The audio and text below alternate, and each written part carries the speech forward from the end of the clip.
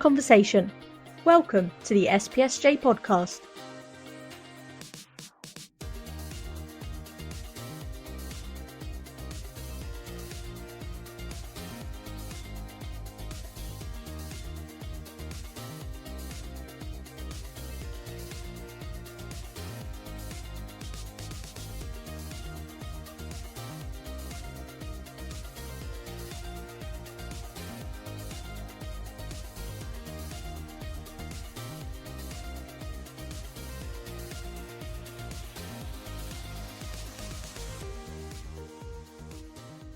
Hello and welcome to another SPSJ podcast.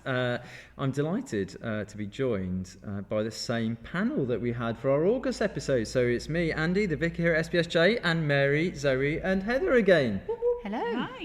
Hi. So today we are thinking about parenting. Yay. I think let's start with we'll protect our kids' identities a little bit. But so we've spoken about before, I think it was back in June, wasn't it? So Claire and I have one son who is 9. He's in primary school. Zoe, you've got 3. We should clarify, because in the last podcast you said you had half of the children's group in your family. It is only 3. It's not quite half. I don't have loads and loads now. I wish I would. I wanted loads and loads, but no. We've got 3 beautiful boys. I've got a 12, nearly 13-year-old, a 10-year-old that's very nearly 11, and a very almost 9-year-old. They're growing up. They're all almost. They're almost there. They're almost teenager years. Teen Yeah. years. I'm looking forward to it. I'm excited. Do you know what I'm just realising actually? Boys. So almost 9. No, he will be 10, and my boy will be 10 when this is going out, of course. Yes. Will be, So there we go. I'll have a 10. There'll be I'll have double a- digits. No, I'll have a 9. What will I have? A 9, 11-year-old and a 12-year-old. Yeah. So yeah, but they're great boys. Very lively and boisterous, but very caring. And what's great is, Mary, you've kind of been through the parenting and they're into another stage of life now. Yeah, so I've got 2 grown-up adult children, both in their 20s. And I have just 2. Like Zoe would have liked more, but 2 was all I was given. So a different stage of life. You've come through it. You can give me I advice. am. I'm still here. Parenting teenagers is okay. Yeah, I'm looking forward to it. Parenting adults though? Well, they're their own people, really, aren't they? By then, you just odd words of Still bring their washing home? wisdom. Yeah. Well, we'll find out. One's off to university Yes, soon, so yes, we'll see how yeah. much the washing does come home. Yeah. And so Heather, you were catching up with somebody from Care for the Family. I was Gareth Hillier, a wonderful bloke from South Wales. So I know you got in touch with your inner Welshness with his accent, took you back a bit. Maybe I should put my old Welsh accent back on just for this podcast, shall I? You can give it a try, Give it a try. but you'll probably end up sounding like someone completely different. Anything for the podcast, isn't it? Isn't that what they say? But should we give it a listen? Yeah, let's see what it has to say.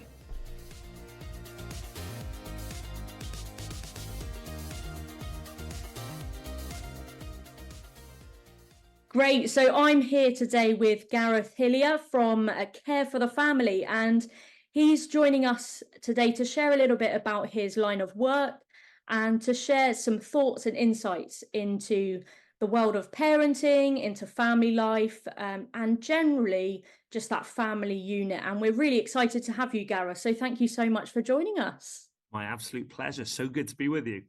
Yeah, so we've got a couple of questions. We put out a questionnaire kind of thing to the church congregation and to some of the parents in the wider congregation of our groups and activities. And there's a few kind of trails of thought that came up from that we kind of love to get your feedback and your insights on, if that's all right. I guess a good place to start, as always, is a big question. Is what do you see the challenges are in family life at the moment? What's the biggest challenges that you find working with parents, working with churches and families at the moment? And what advice would you give into that? How would you speak into it? That's a really, really good question. And I have 2 young children. Well, maybe not so young anymore, 5 and 9. I still keep calling them young, but they're getting older every day, as we know. And let's face it, there are many challenges that we face. And I think one of the things we often say, and I encourage people to, is wherever you find yourself today, that is the biggest challenge. Why? Because that's today's challenge. Like tomorrow, there will be a new challenge. Yesterday was another challenge, but maybe we're overcoming them. But I think from a broad point of view, I would say one of the biggest challenges that face us as parents and carers within the church when we're talking about building faith in our children and discipleship, I would say is often we actually don't always have the confidence. And I think parenting is a confidence thing. And there's many practical challenges we face when it comes to things like social media, schooling, all these kind of things, everyday challenges that we face that we often don't feel equipped. But I think one of the biggest challenges which underline all those things we face as parents is having the confidence, because sometimes we think we're going to get things horribly wrong, so we don't know where to start. So I think one of the best things we can do is actually to build confidence in each other, that actually to really believe that we are equipped and positioned wherever we find ourselves, that we actually have to trust that God has entrusted us in this role of being the parent or the carer wherever we find ourselves. So actually, once we discover and be secure in that, that will help us face the challenges. Does it take the challenges away? Of course not. So I think confidence, and that's linked to things like in the church, raising faith, that often we don't have the confidence because we see our own questions or our own doubts or our own challenges. So we go, how am I supposed to pass on faith to my children? And then same with technology. I think that's a big challenge. Often we don't have the confidence because we don't know where to start. So if we can build that confidence as parents and carers, I think that will really give us a strong point to overcome the challenges faced. So I think that's one of the biggest challenges, that as parents and carers, we don't actually feel we're doing a good job. But I would love to encourage us and say we are. And that in itself is an encouragement. I think people listening will have come from all different walks of life. Some will be parents, some won't. And I don't think we ever think about the confidence side of things. We think about it more practically than mentally, I guess. And I guess in a sense of as church, then, how do you think that we could best support and build up that confidence and encourage parents within our congregations and beyond? How do you think we could do that? Yeah, I think one of the ways we can do that is to actually really believe that we're family. And when I use the phrase family, and I will always use the word as family when we talk about church, but when I'm saying that, I am certainly not just meaning myself, my wife, and my 2 young children. We are blessed and we get to do what we do. Why? Because of the wider church family. So I think one of the things we can do is understand that we all have a role to play, whether that's praying for our parents and our children, whether it's maybe offering practical help, maybe it's even just giving a smile to that parent who's just come into church 10 minutes late.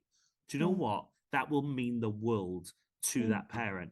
And I think that's a big challenge for us as the church, is to really understand that we all get to play a part in this. And there's a scripture in Deuteronomy 6, which Moses is basically telling the tribes to teach the things of God to the children. And he doesn't say, get them in front of me, then I'll teach them. He says to the whole people, teach these to your children. And he says, when you're walking down the road or when you go into bed. So I think one of the encouragements for us as the church is that we all have a role to play in it. And yes, church has a massive part to play in that, but also the after school or that small group or that kids club, they all have moments to play, whether it's going to school. So how can we as the church all understand we have a role to play in the everyday? I think that idea of family unit as the church is really important to grasp and to hold on to as well, because when you have families that are struggling, then actually the best support they can have is in the church, within the arms and the family of a church.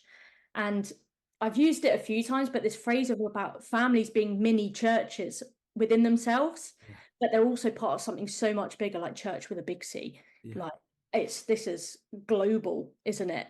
And I guess it helps to take a little bit of the pressure off, but also that encouragement and that support that I just, as you said, I want to encourage parents that, you know, we are here for you and we get it. Even those of us who aren't parents, I'm not a parent myself, but I understand I get it, and I'm here for you, and I want to encourage you. And church is a natural place. You get your grandparents as well. You get grandparents, your parents, your aunts, your uncles, and younger siblings. All of that within that idea of family as within the church. And it's, I think that whole idea of, I think it's Psalm 78 that talks about passing it on to the next generation and the next generation, so they will know and they will pass it on to the next generation as well. And what a privilege it is, massively, for us as church and as families to be a part of that. Yeah, it really is. And I think that psalm you were saying, the one generation will tell the next, is such a vital thing. And the reality is, I'm more likely to tell someone my story if I feel safe and welcome and secure. So actually, how can we create those moments that I will feel comfortable to come alongside someone else and go, do you know what? I don't feel like I'm hitting it out of the park right now as a dad. Well, I'm more likely to tell my story if I feel loved and accepted in that place. So how can we make sure church is that place? Because do you know what? Life, not just parenting, but life in general, is not all just mountaintop experiences. There are those times where it's hard work. So how can we create those moments? Because we'll be more likely to tell a story if we feel like we're family in this. Fantastic. Thank you. I think a big thing about the struggles and the challenges, a lot of the parents that we've had feedback from, if they've got two parents within a family that are full-time, juggling being parents, juggling working full-time, juggling going from here, there, and everywhere, and being mum and dad at the same time, I think it's a practical and a mental load. It's weighty, isn't it?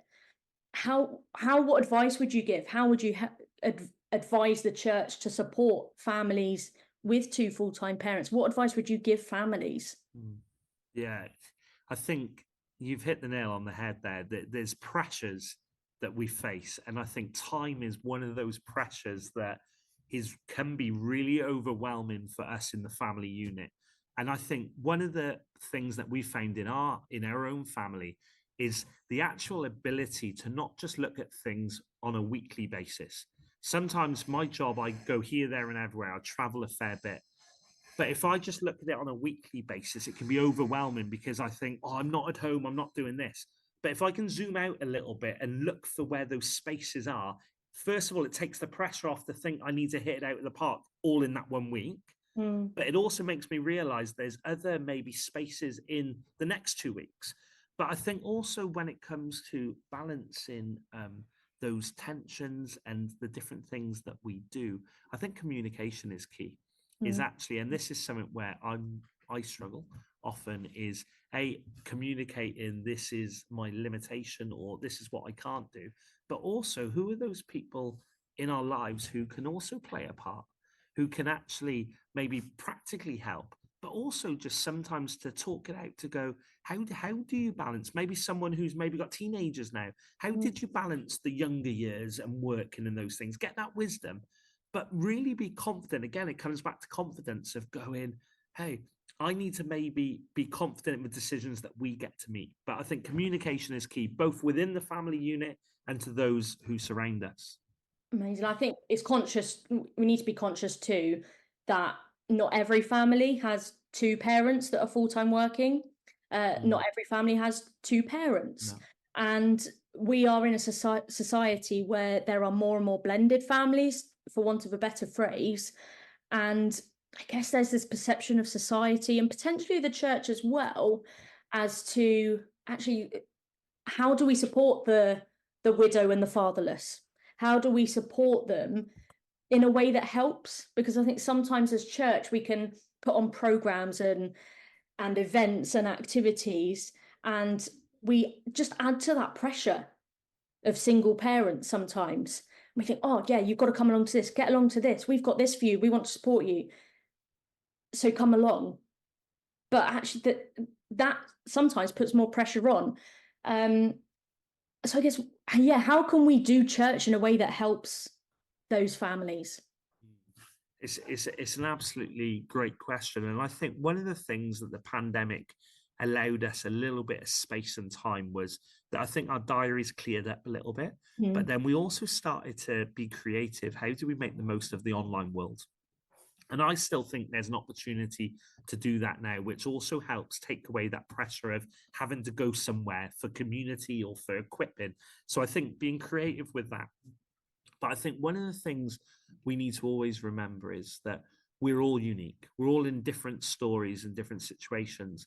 And one of the things I want my prayer is to get better is that I slow things down, that I actually take a moment rather than, as a church leader, rather than going, this is what we're doing, everyone must go this way, to take a moment to go, well, that works for me, but what about other people? Take a moment of going, well, if we put a prayer meeting on at that time, is that going to work for everyone? And we can't make all things work for everyone. We understand that. But how can we maybe just take a moment to go, okay, maybe once a term, we'll do it at this time. So it gives people an opportunity to come to a prayer meeting. It may look messy because maybe they'll bring their children with them. But isn't that what church can be? So I think really for me is to slowing down and just going, hey, wonder what impact that would have on that person. I think one of the things that really made me aware of that was very recently for Father's Day, is to take a moment as we're celebrating dads, as we're talking about that, which is brilliant. But there's a whole bunch of maybe people in our church who right now there's different situations they find themselves in. So it was really interesting just to take a moment to ask a couple of the single mums in our congregation, how are you feeling today? And they suddenly was like, oh my goodness, thank you for asking. Do you know what? I didn't do that last year, but I learned and went, actually, slow it down to ask those questions, not just assume everyone is in the celebration mode that I am, but to slow it down. So I think getting to know people is really, really important. And then looking practically, how can we offer help? How can we create opportunities that we put on child provision? How can we maybe do more things online? How can we maybe, if we're doing stuff in homes, rotate it slightly so it's not all just in one home every time? It may be that people get a different opportunity to do it in their own home. So it helps with childcare and things like that. But I think listening and seeing is really important, to go, I see you in this situation. Like, talk to me about that. I think also there's that element of why. Why do we do what we're doing as a church? Are we doing it because we want to show how busy we are? Are we doing things because we want numbers through the doors? Or are we doing it really to build relationships, to share the love of God with those who maybe don't experience love? And I think sometimes, as you say, slow it down, come back to basics, ask why we are doing this program, why are we doing this event? Not just planning things for the sake of it and think, oh, it's a quiet month this month in the calendar, let's put something on. Do you know, how can we be with one another? I think sometimes as church, some of the most fruitful occasions and the most, like, I don't know, enriching times are the unplanned. As family, like, organize, oh, do you want to come and join us for a picnic after church? The weather's really nice, do you want to come over? And I'll bring a football, and you end up, and it's just all ages, all generations just coming together, and there's something just so countercultural about that, isn't it? Very true. And what a great model of family it is to be a part of. It's that space, isn't it? Is like, I think as people, we're conditioned that we feel like we need to fill up every bit of the space we have. But there is a gift that actually, by giving the margins and by giving that space, and that's in every area of our life, parenting, work, church. But I think when we live with that, we also understand that we can allow other people in to go, actually, sometimes as the church, people look at us and go, you're too busy, you won't have time for me. But it surprises people when you go, well, actually, no, I'm not doing nothing today, let's do something. So you're dead right there. I think also, kind of changing the subject slightly, a big pressure and challenge among parents is the idea of behaviour. And we've seen, especially through and post-COVID, behaviours like anxiety, mental health, not just what we would call bad behaviour or naughty behaviour. I don't like using that word. Sometimes we might use negative behaviour, for want of a better phrase. And I think sometimes that can be really challenging. Like, how do we cope with the demands of the lack of resilience among children and young people at the moment, in a society where everything is spoon-fed. Let's not beat around the bush. A lot Yeah. of times now, children and young people are spoon-fed. And so how do we draw back from that? How do we kind of build that resilience within families, and I guess managing that behavior in a biblical way that is true to our faith Yeah. and models it to others as well? Yeah, there's so many things in that. I think a couple of things I would just speak into is that first thing of discovering what your boundaries are. Like we already said, is all families look different. In our family, it's myself and my wife. What I see as a good boundary, my wife would sometimes see as different. So again, communication and finding what works. So, for example, when my little boy, who was our second child, he was opposite to our first child, and he was a challenge to get to sleep, to say the least. My wife had these very long drawn boundaries that when I would be out, she would work it out. So she'd do these processes again into sleep and would sit. I found out, maybe I shouldn't admit this. I found out if I just gave him some chocolate, he was happy and he'd fall asleep. Amazing. So for me to get an easy night so I could watch the football or something like that, I would just go, well, I'm achieving the result I want to achieve. I He's mean, going to sleep. we are filming this, or we're recording this the day of England's last group match in the Euros, aren't we? Yes. And so this isn't going to go live until October, but I'm guessing the chocolate's going to come back out tonight. Back out. He has grown. He has grown because of my wife's intervention. But in my mind, because I wanted to achieve behavior management by any way possible. The reality is, yes, as one-offs and that it was fine because, hey, but I couldn't rely on that because that's probably not the greatest thing for him to be doing. Every night he expected a chocolate bar in bed at 9 o'clock at night because I just wanted to watch football. But the reason why I say that is it looks different in every single family. So I think looking at what those boundaries are is really, really important. The second thing on resilience, I think what's really interesting on that is I think in all of us, young and old, what the pandemic kind of bred in us, whether it's conscious or unconscious, is this thing going to be here tomorrow? Is it going to be taken away from me? What I mean by that is, go back 3.5, 4 years ago, the rules of what we were allowed to do or not do changed every day. One minute I was allowed to go to the cinema, then I wasn't.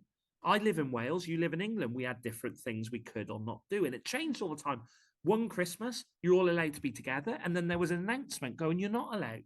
So I think what it bred in us was this unconscious thing of going, a thing's going to change.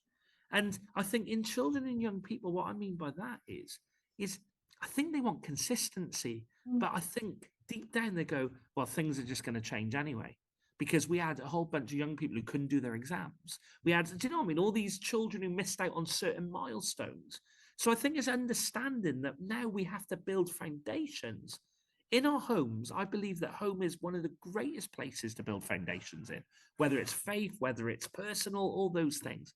So I think creating those foundations to build resilience will really help when it comes to growing and maturing and developing. And I agree with you. It's not about saying you're naughty or not naughty, but it's actually getting to know what is the root issues. What are the things that are causing the behavior? Because again, those behavior moments, that's a fruit of something. So what is the root of growing that? And I think that comes back to the communication, doesn't it? Communicating with your child. Yes. And whatever way they're able to communicate with you, obviously when younger children aren't necessarily able to communicate as effectively as teenagers. Yeah. Or, well, you might argue that one, but it comes down to communicating with your children and understanding them, doesn't it? And taking the time to be with them and not just either project your behavior onto them or assume a lot. Yes. I think we can assume an awful lot because we want answers now. So we just make assumptions because it's quicker and easier. Yes. Actually, in the long run, it isn't necessarily the case, is it? that is I'm glad you said that assumption, because I think that is the thing. We often fill in the narrative. Mm. So and I think that's the same with, like, I paint this picture to you from a Christian parenting point of view. Suddenly one day your child wakes up and goes, I don't want to come to church this morning.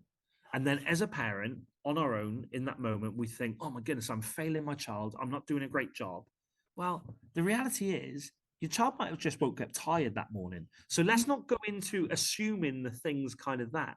But what we don't do well as parents and carers is actually talk to other people to realize we're not in this alone, to realize that actually there's certain trends in different ages. So actually it's that community of going, oh, your child thinks that as well, or is going through that. And so understanding that, but I think we often assume when a child maybe portrays a certain behavior, we think, oh my goodness, it's going to end up like that. Well, no, it might just be they're going through something. So asking those questions are really important. But here's the challenge for me, is to take the time to listen. And actually, and that's not always done in one sitting, is it? Let's face it, with children and young people. It could be over a course of weeks, but actually taking that moment to go, how are you feeling? Like, well, why are you acting like that today? And I think that is really, really important, rather than just going into my assumption of, well, you're naughty or this is happening. Well, no, let's ask that reason.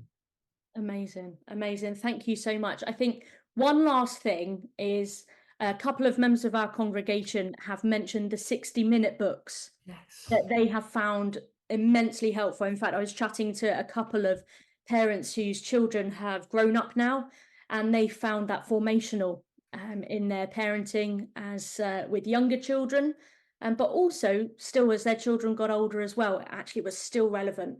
I guess one of the questions we're always looking for the next fix, the new resource.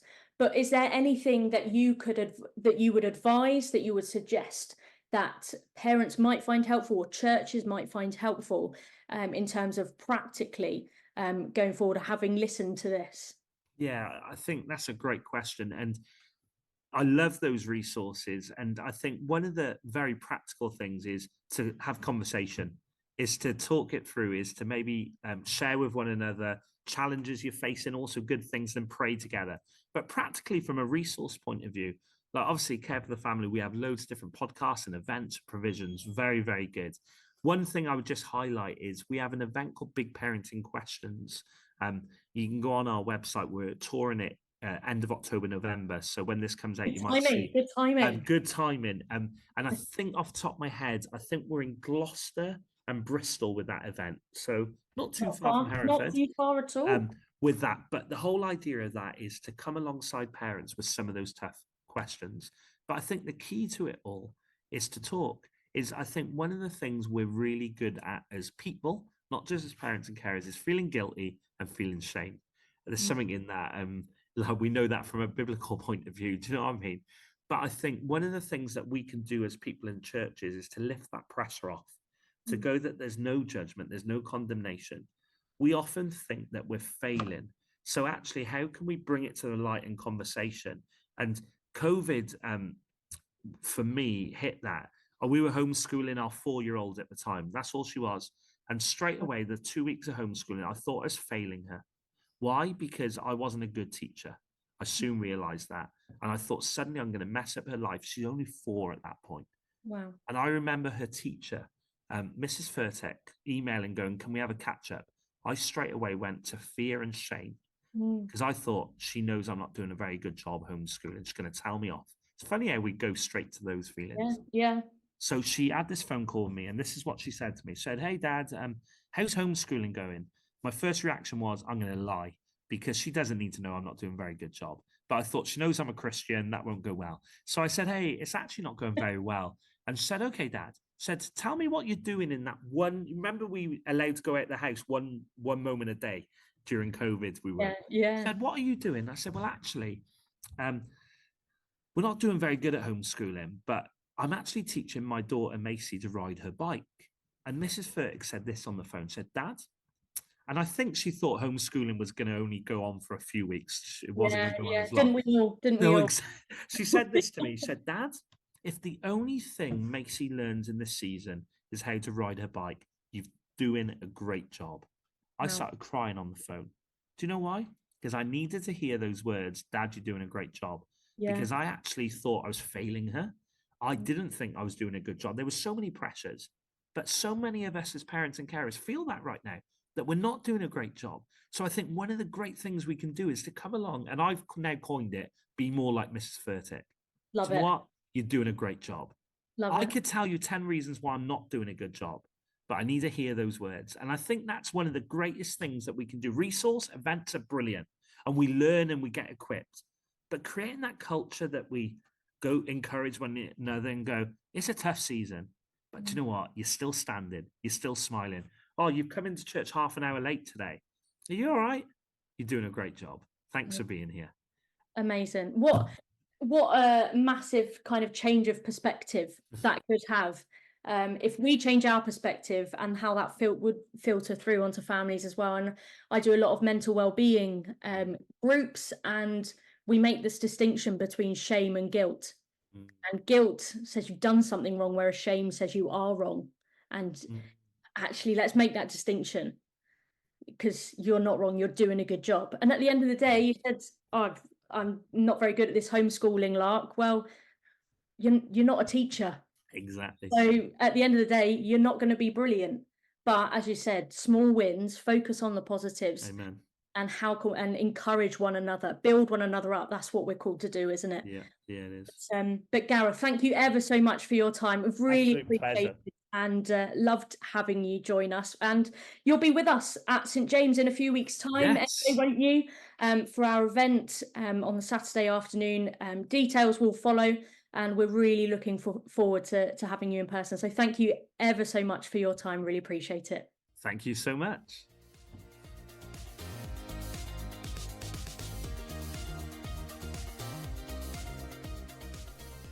Brilliant. Well, there we are. So much in there. Thank you so much, Gareth, for his time, and Heather for that conversation with him. I guess a good place to start is where you started that conversation, where you asked him what he sees as the biggest kind of challenge of family life today, and his answer of wherever you find yourself today is your biggest challenge. That's very true, isn't It's it? so true. Like, even if it's not a big challenge compared to the previous day, actually that's your challenge for today, isn't it? Like, this is what we're going to overcome, and this is what we're going to do together and get through. And not just get through in terms of getting by, but actually being present and being real, being ourselves, and growing together as well. And linking back to our episode 2 months ago on culture, actually, this is how we're going to instill and carry on with our culture today, whatever situations we find ourselves in. Profound, but yeah, helpful. Yeah, there was a lot linking back, wasn't there? Definitely, yes, which I'm sure we'll come on to a bit later on as well. But it is true, isn't it? It's almost like he's read his Bible and understood it, because the Bible clearly tells us this. Don't worry about tomorrow. It's going to have enough worries of its own. Get done what you need to get done today, and get through it. Yeah, and it certainly feels like that at times, doesn't it? As parents, you two, Mary, Zoe, have both got more children than I've had. So I know with one at times you're just wanting to get through the day, aren't you? Yes. Is the reality? Yes. Yeah, sometimes. I remember when I had 3 under the age of, 3. I mean, the eldest was 3.5 when the youngest was 4.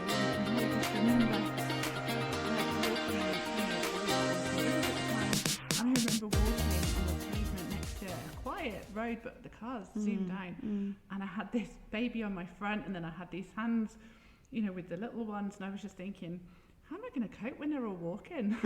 What am I going to do? And I'm thinking, no, that's a challenge for another day. Okay, right now I've just got the baby on the front, and I've got 2 toddlers, and that's fine. Just got to get home or Just get got to to get- wherever you're going. Get Yeah. to the village and get the milk I need, and then get back again. And Bless you. I think for me, I've got a big gap between my 2. I've got 7.5 years between the 2. So I'd sort of gone through that whole small children before the next one came along. So it was balancing between the one who's now old enough and more independent, but not independent enough to just go off and be themselves entirely with a newborn. So yeah, it's you're right, there's different challenges wherever you are in parenting, whether they're small or older. There's always a Yeah. challenge. Yeah. Yeah, people often say to me, you know, does it get easier as I get older? And I'm thinking, no, the challenges just change. It changes. It's not Yeah. necessarily easier. No. They're just different. Mm, They're just different challenges. Yeah.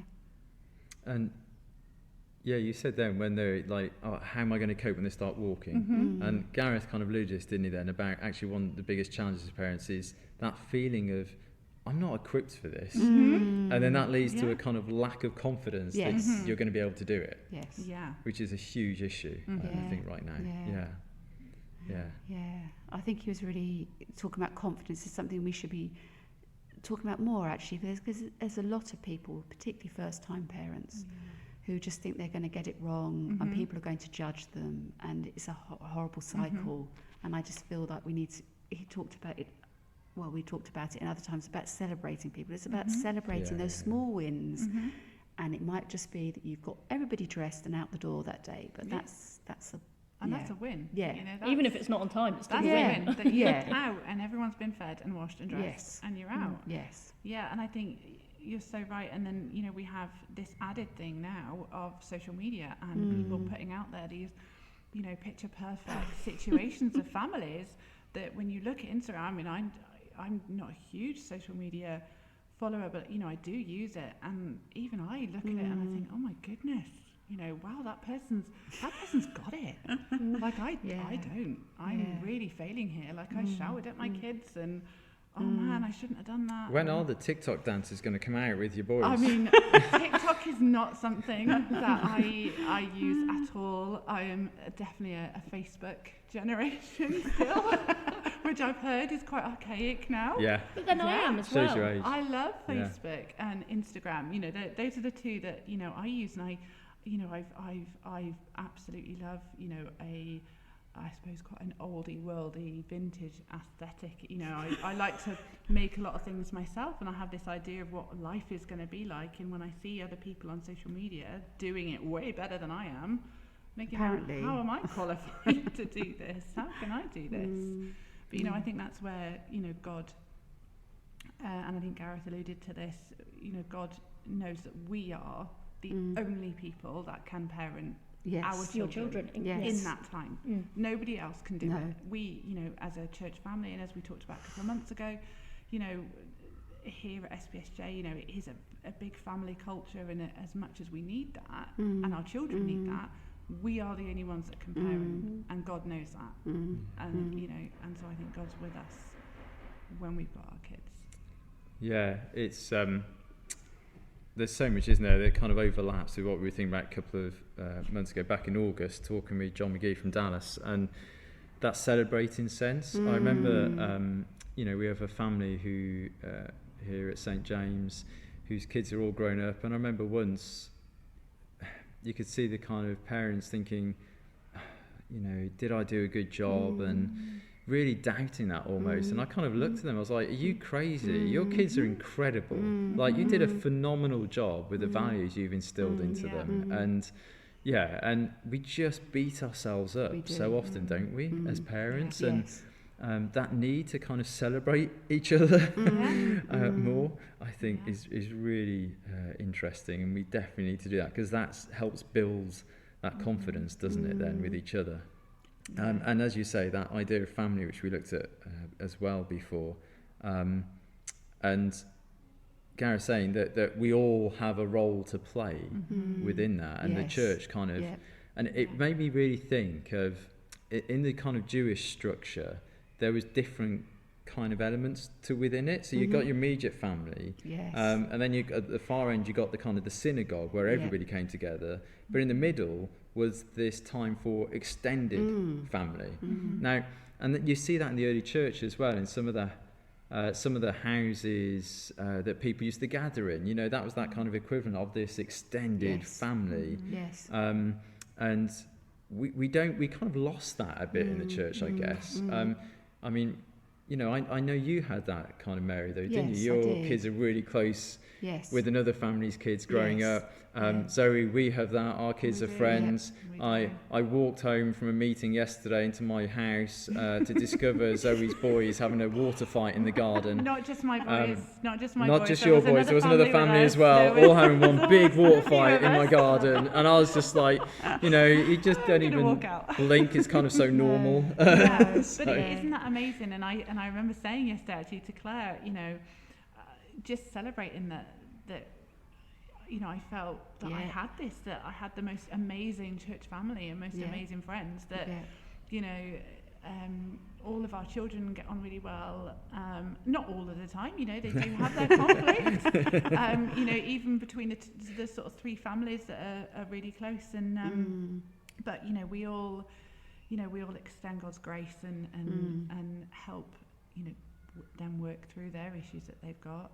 And it's just amazing to see them all having so much fun. I think it's about, Graham talks about it, it's about the church being your family as well as your own physical family, isn't it? And how you love and support each other. And yes, as Andy says, that there's a family that we grew up with, and for a long time our eldest child was as I said, was on her own, and she just saw them as her siblings. She grew up with them and she saw them as her siblings, and their children called me their second mum. That was just that was the closeness. Yeah. But that's born out of our shared faith. Yeah. And therefore we also then knew that our values of parenting aren't exactly the same, but are close. And that's just very precious, and it's something special. And I think that's something we can be doing as churches, is supporting those families who need that extra help, love, direction, just some words of wisdom, but not in a kind way. Yeah, definitely. And I think that sense of shared values with parenting is something really interesting, isn't it? Because, you know, I've been thinking about parenting a lot recently. Maybe it's subconsciously. I've not thought about this before because, you know, my son will be heading off to secondary school soon. Maybe that's causing me to think more about this. Exciting. But in society now, I suppose, with the death of Christendom, we don't have so much of a shared sense. And so within a class, you've got all sorts of different values within the parents now. Yes. And, you know, I well, until very recently with Cherry Governors, we've changed the structure slightly, but, you know, heavily involved in our church school, and I've been chatting about this with them a lot. You know, that sense of actually it's really hard for you as a parent when something's been allowed over there. Yes. And they don't see a problem with it, and you're trying to say, well, actually, we have a problem with it, and this is new for us. Like, there used to be a kind of Christian understanding Yes. with And parenting, underlying to it, yeah. of what was acceptable. Yeah. And I was thinking about it. It didn't mean that when we were younger, we didn't do things we shouldn't do, but it meant you knew you crossed the line. Yes. There's clarity. Now, so often there's no line, and kids kind of are confused as a result. The line's just different between different families, isn't it? So what one family considers to be okay is completely different to another family. Yeah. And therefore, like, it's a hard task for teachers, isn't it? Like, let alone parents trying to discern between them and who their children are friends with, but teachers grappling with the different backgrounds that their pupils are coming from and behaviour that's expected in the classroom. Well, Graham says that, doesn't he? He talks about discovering what your Gareth. boundaries. Yes, what did I say? Graham. Sorry, Graham. Gareth. Gareth says Sorry, that. Gareth. He says discovering what your boundaries are. Yeah. Because the children, the young people want consistency. Yeah. And that is so important as a parent, is consistency. Yeah. And even within parents, we still differ, don't we, as parents? But it's consistency and giving them the boundaries which they do need, and actually they are looking for, even Yeah. if they don't like them. No, children need boundaries, definitely. I think it comes back to the idea of humility, who you are when nobody's watching, but who are you when you think your children aren't watching, Yeah. Yes. when most of the time actually your children are watching. So what boundaries you set for your children, do you set them for yourself as well? Obviously, I'm not a parent, but kind of thinking about that and that challenge of who you are when you think when you think your children aren't watching, it just always comes back to that woman in America in what they call it the pantry, and she's got, I think, triplets or quadruplets who are crawling, and she's hiding in the pantry just to get a treat. And she puts the camera kind of in the bottom of the door, so you can just see that her toddlers are just trying to peer under the door, and she's like, I just need a break. And it's like who you are, like, even she didn't think that the children would know, but they do. They know everything. So yeah, who you are when you think your children aren't watching carries that certain, it gives them an impression of you and what they think is allowed, and maybe changes that boundary for themselves.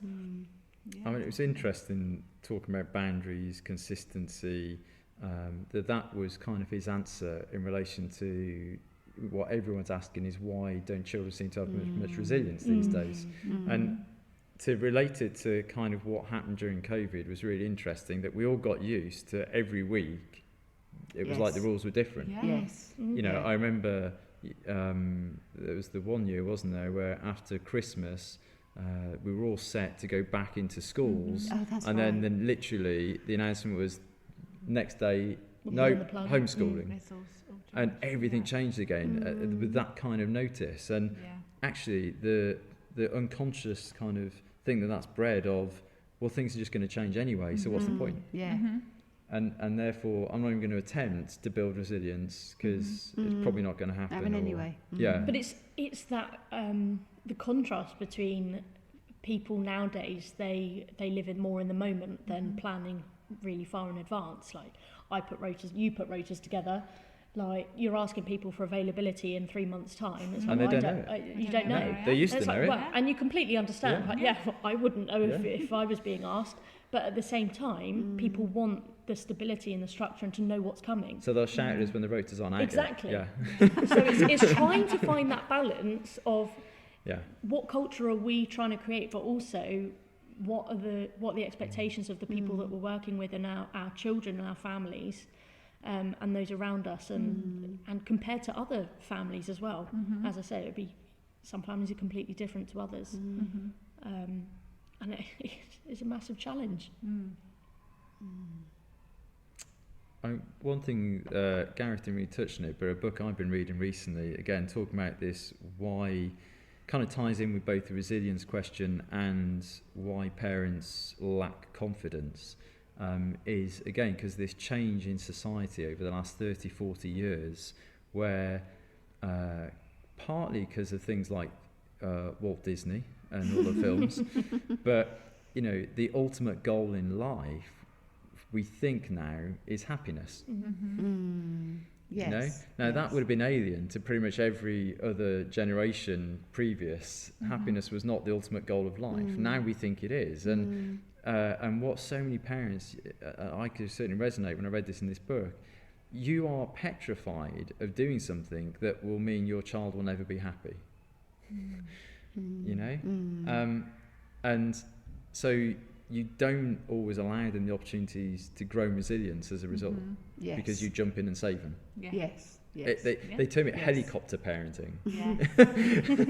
So you're always nearby.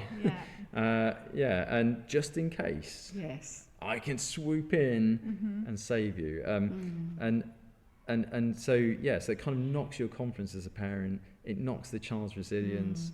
It puts happiness, because that's how all Disney films end. Everyone's happy in the end. You know. But we know life's not like that. No. So I guess, how do we get real with our parenting that isn't filling kids with this idea of happiness being the ultimate goal of life? I don't know. I think that's where, like, you know, when our kids see us being sad, you know, or see us sinning, or, you know, we're having to ask for forgiveness. You know, I had to ask for forgiveness just yesterday from one of my boys, because I overreacted about something that I shouldn't have. But it's letting them see you be real and say, you know, I'm not perfect. No. I've done something wrong. I'm really sorry about it. And I think that's, you know, that's where children... I think I've probably just been that little bit older of was that cross generation where what your parents said went. You did. And you My didn't, parents were old school, yeah. you didn't question it, and even when you could see the injustice of it not being right, you just did it. Whereas I then moved into my own parenting style of actually admitting to my children when I was wrong, and actually apologising to them and saying, I'm sorry, that is wrong. And I think there is a period where that started to happen, is as a parent admitting we're not perfect. But yeah. I think on the flip side though, celebrating the little things as well, like like you said, getting to the shop to get your milk in the village, celebrating the little things that you're able to do in the challenge of today. And when you get through the day, actually what is your response to the day with your children? Are you modeling a prayerful reflection on the day? Are you coming together and eating like meals around the table, the kitchen table project as well? Like, do you sit around the table and eat together, or do you feed your children and then get them to bed and then you eat separately? All those little things that can actually have a big impact, and then in their future as well, as they become parents, you think, oh, you parent the way that you were parented. I know loads of people Or the opposite say that, way. or the opposite. Both. But it's that kind of the idea of, when are you spending time together, and what do you celebrate together as a family, as well as yourself as a parent? It's a big thing. So the flip side of kind of, let's be honest, I've got that wrong, that wasn't quite right, but actually let's celebrate things as well. I mean, do you know what? Kids are so good these days at negotiating the value of that celebration. Honestly, it is quite astronomical at times. But and you talk about this in the interview, actually, don't you? That often now, because of financial pressures, both parents working. Yes. But Gareth, a couple of times, he talked about actually the challenge to slow things down. The challenge to create space for family, and that's both as a family unit and as a church family. And I've been thinking about this a lot, with our staff team, with the church council here, talking with others, actually. And I think I mentioned it in the interview with John, actually, who brought up, because we were chatting before we interviewed, and he mentioned about, I'm to think that we need to work out how to slow things down. And it's not about being busy. It's not about trying to do as much as we can. It's creating that space, because yes, we can earn more money, buy our kids more things, but actually what they crave is us. The belonging, the love, the attention. I know you found this as a parent, Mary. What would you share in your experiences? Simple things, just listening to you talking out, we always ate together. Even when they're in the teenagers, and actually the last thing they want to do is come and sit with you. Things like that, just making time. Personally, I was in a fortunate position where I never worked full time, and I actually had some time I didn't work at all, so I was able to be there. It was about being there for my children, I think, really, and not shutting them down when they want to speak, even if it's the wrong time of day for you, which is the other thing as parents. You're tired, you're exhausted, but it's making time, and that's what Gareth talks about, and even John before. It's making time and not prioritising other things over and above, and keeping that relationship going with your children. However difficult sometimes it can be. I'd say my relationship with my parents is stronger now than it was when I was a teenager. But not that I would have thought that at the time. In fact, we've got your dad on the phone now to talk to. I'd be impressed if you did. To be honest. I was touched actually this week. My 20-year-old, he said to me, we were talking about maturity and growing up and being a teenager and how hard it was, and he said, now I'm 20, I can see there's a maturity to me that I didn't have in my teens. And he said, I can now talk to you, Mum, more like a friend than a parent. And I just thought, great, if we've got that relationship now as you're heading off to university, I'll take that as a win. I mean, I can completely understand that, with my dad as well. If you've got him on the phone, there you go. But when I used to play football, he would come to he wouldn't miss a game. He would take me to every single game. Even when I missed church to go, he would take me to every game. And then when I decided to stop playing on a Sunday, actually that changed, because that's the time me and my dad had together, and I didn't quite appreciate that at the time, that was potentially more of a sacrifice than actually the stopping playing football, and that's a big thing for me. You guys know about me and my football, but you know, God bless that decision. I was able to play on a Wednesday instead of on a Sunday at university, and now, you know, my dad and I have DIY interests together. Like, what have I? I think I literally Sorry, think how old are you now? I've turned into my dad. I love it. I just hope I don't lose my hair like he has. But yeah, it's, you appreciate it a lot more, and I think for you guys to encourage you, especially parents with young children, you guys, of like keep going, because even though your children might not turn around and like be thankful at the time, like in years to come, they will turn around like I am now. Like I'm 30, it's taken me this long, and turn around and be like, do you know what? Those years were formational. Yeah. And I can't exactly say in what way, but I appreciate them. Yeah. And I can't explicitly tell you why or how, No, you just know. but your children will be, and it will be remembered, and these are formational years for them, and you will always leave your mark. And I think that's it, isn't it? Like, if we're wanting children to have resilience, then that means parents have to have perseverance. Yeah. Yes. Yeah, definitely. You know, so if we don't persevere, they're not going to have resilience. And I mean, we keep going back to the podcast back in August, but John at the end of that talks about having a family value that their 4 kids would be friends when they're older. Yes. And yet he says, actually, there were times where it was horrible and they hated each other often. But now they are adults. Actually, they do all get along, and the family value has won through. And I think Gareth says, doesn't he, don't just look at the things on a weekly basis, because that just increases the pressure that you feel.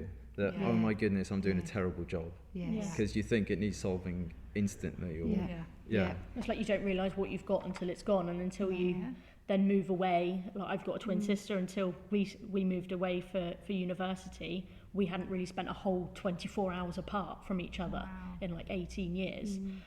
And you don't realise it or appreciate it until those times, and then you're like, actually you appreciate the time together a lot more. I think it's really important to know that with that perseverance as parents, we live in a culture that so quickly wants to give in and just have it, just go and play, just go and watch TV. Like you've been nagging me for 2 hours to watch TV, I'll just go and watch it, then you're off my back, and I can be in peace and get on with the watch or whatever it might be. But actually in persevering, you're growing in them the resilience that so many children don't have at the moment. And I'd just like to pick back up that one of the things he talked about, and I would echo this, is finding people that support you. It may be a family or exactly the same stage as you, and that's a really good way you can just offload to each other and say, how are you finding this? Has this been? Or it might be somebody who's slightly older, whose children are just that little stage ahead of yours, who you can go to, knowing that they will speak to you with honesty and wisdom, and just say, and help you. And I think, and I used to often have a mum and Todd's group in my house. My children were older at that stage, but it gave them a place to come in a home. And I think there's something about meeting in someone's home, and they could come, and I just had a box of toys, and we'd sometimes try and do a Bible study, or we'd try and pray, but sometimes it was just actually supporting each other. And I think it's finding people that will just love you and support you, and they're not going to judge you. They just want to be there to help. And surrounding yourself with other parents of children, not just of the same age. It's easy to obviously make friends with parents of children in your similar school years, but surround yourself also with positive parents of different ages who can encourage and support, and you can pray for one another and with one another and share experiences. Is really and important. that's the as well. beauty of the church, isn't it? Because it is truly intergenerational. Massively. You know, and you talk about having kind of spiritual grandparents as well. And you might remember those from when you were growing up, you know, and you that still was my think of them. formational time Well, in those church. aunties that weren't aunties. Yeah. I have an auntie Irene, my nan's best friend growing up. There you go. I think the one other thing before we finish is it's really important to kind of mention that he also talked, didn't he, about we often fill in the narrative, you know, and we don't take the time to listen properly, and we make all sorts of assumptions and actually miss so often what's really going on. And just taking that time, as he said so often, just to stop, Slow down. create the space, slow down, think differently, just listen, have a conversation, talk through it, challenges that you're facing, share those together, pray together, and encourage one another.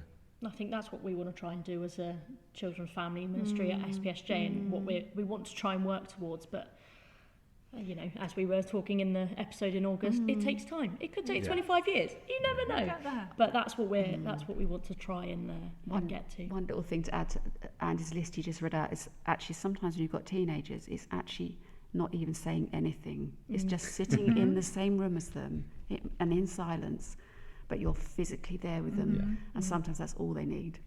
Yeah, definitely. Brilliant. Well, thank you for listening, everybody, and we hope that's been helpful. So do go away and try and practice those things, talk to others about them, build those relationships, and let's keep persevering and encouraging each other. And listen to the podcast in August. If you've got a taste for it in this episode, go back and listen to it if you haven't already. And we should be back again soon. Yeah, next month. See you then.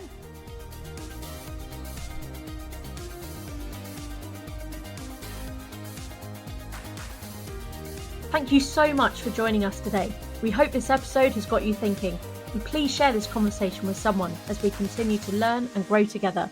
We look forward to you joining us again next time.